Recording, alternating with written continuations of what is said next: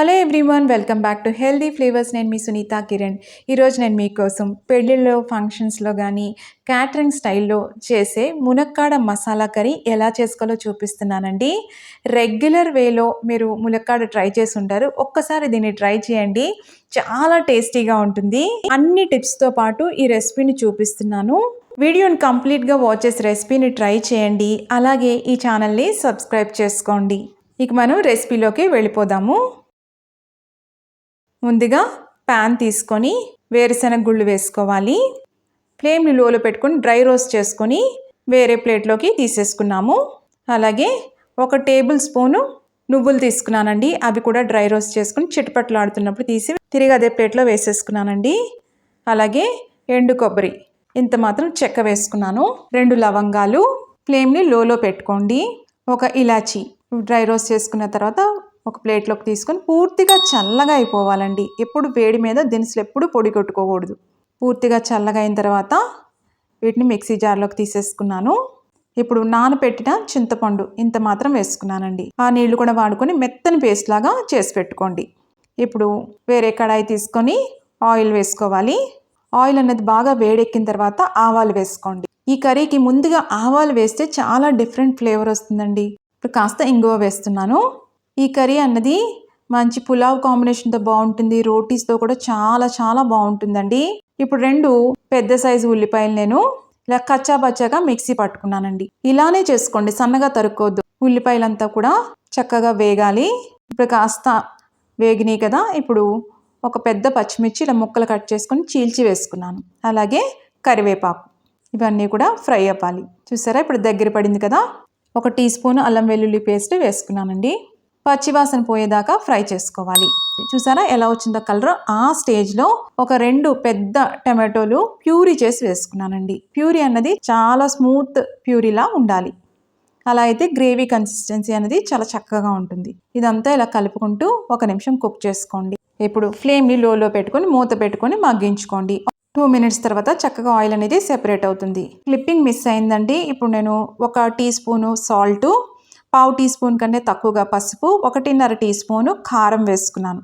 అలాగే 1 tea spoon ధనియాల పొడి, 1/2 టీ స్పూను జీలకర్ర పొడి వేసుకున్నాను. ఈ స్పైస్ పౌడర్స్ వేసుకున్న తర్వాత ఇలాగా 1 మినిట్ కలుపుకోవాలండి. ఆ స్పైస్ పౌడర్స్ కున్న పచ్చివాసన అంతా పోతే చక్కగా గ్రేవీ బేస్ అనేది పర్ఫెక్ట్గా ఉంటుంది. మూత పెట్టుకుని 1 నిమిషం మగ్గించుకోండి. ఇప్పుడు ఆయిల్ కూడా సెపరేట్ అయింది, చూస్తున్నారు కదా. ఈ స్టేజ్లో మనం ఇందాక మిక్సీ పట్టుకున్నాం కదా, నువ్వులు, పల్లీలు, ఎండు కొబ్బరి, అవి ఈ పేస్ట్ వేసుకుంటున్నాం. ఇదంతా కూడా చక్కగా బ్లెండ్ చేసుకోవాలి.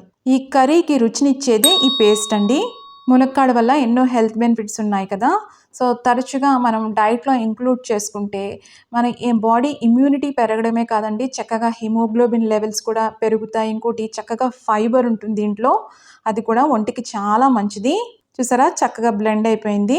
ఇప్పుడు ఫ్లేమ్ లోలో పెట్టుకొని మూత పెట్టుకొని మగ్గించుకోండి. ఆయిల్ అనేది సెపరేట్ అవ్వాలి. అలా సెపరేట్ అయిందంటే అర్థం ఏంటంటే ఈ గ్రేవీ బేస్కి ఉన్న పచ్చివాసన పోయి చక్కగా అది కుక్ అయింది అని అర్థం.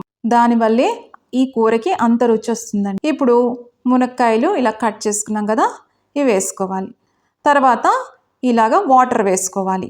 మూత పెట్టుకొని ఒక 20 మినిట్స్ లో ఫ్లేమ్ మీద కుక్ చేసుకోవాలండి. ఒకవేళ అంత టైం లేదనుకోండి, మీరు యాజ్ ఇట్ ఈజ్ ఇలాగే మీరు ఈ స్టేజ్లో కుక్కర్ పెట్టేసుకొని మీరు 1 విజిల్ కానీ 2 విజిల్స్ కానీ వేయించుకుంటే మీకు కుక్ అయిపోతుంది. తర్వాత దగ్గర చేసుకోండి. కన్సిస్టెన్సీ ఎలా కావాలంటే అలాగా. నార్మల్గా అయితే ఇలా మూత పెట్టుకొని ఒక 20 మినిట్స్కి ఇలా తయారవుతుందండి. ఆ వేరుశనగలు లేదంటే ఆ నువ్వులు కానీ ఎండు కొబ్బరిలో ఉన్న ఆయిల్స్ అన్నీ బయటికి రావాలండి. అందుకనే లో ఫ్లేమ్ మీద కుక్ చేసుకోవాలి. అప్పుడైతేనే చక్కగా ఆయిల్ అంతా బయటకు వచ్చి చక్కగా ఫ్లేవర్ఫుల్గా ఉంటుంది. ఈ రెసిపీ సీక్రెట్ ఇదేనండి. ఒక్కసారి ఈ స్టేజ్లో ఉప్పు అనేది సరి చూసుకొని అవసరం పడితే సాల్ట్ అనేది యాడ్ చేసుకోండి. మూత పెట్టుకొని మళ్ళీ దగ్గర చేసుకోవాలి గ్రేవీ కన్సిస్టెన్సీని.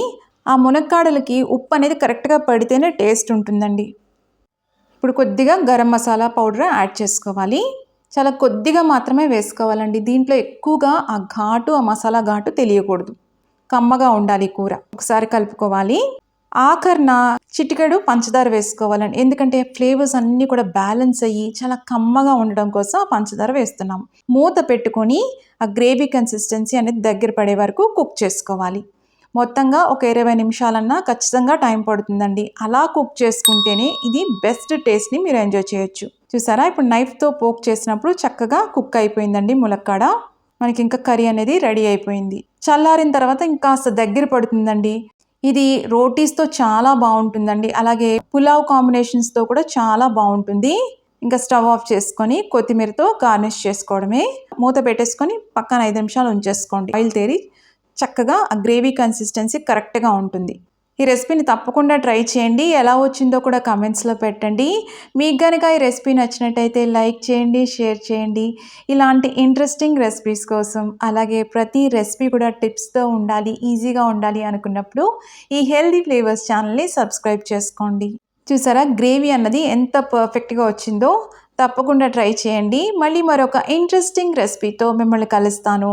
అంతవరకు stay healthy, happy. Thank you.